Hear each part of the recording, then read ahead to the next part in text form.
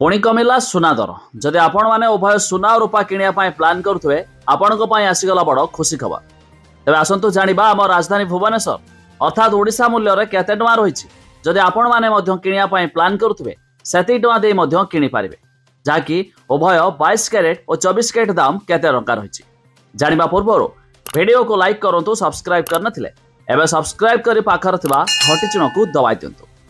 तेबे आम ओडिशा मूल्य अर्थात राजधानी भुवनेश्वर रे आज सुना 10 ग्राम प्रति 1800 टଙ୍କା ह्रास देखा मिली। तेज शुद्ध सुना 24 कैरेट दाम 10 ग्राम प्रति 86,250 टଙ୍କା रही बेले 22 कैरेट दाम 10 ग्राम प्रति 84,400 टଙ୍କା पहुंची जाइए।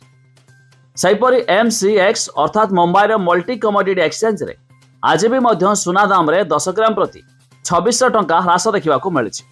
तेज शुद्ध सुना 24 कैरेट दाम 10 ग्राम प्रति 87,460 टଙ୍କା रही बेले 22 कैरेट दाम 10 ग्राम प्रति 85,280 टଙ୍କା देखा मिली। सेहीपरि दिल्ली सरफा बजार में आज सुना आंशिक मात्रा ह्रास घटी। तेज शुद्ध सुना 24 कैरेट दाम 10 ग्राम प्रति 86,900 टଙ୍କା रही बेले 22 कैरेट दाम 10 ग्राम प्रति 84,720 टଙ୍କା देखा मिली।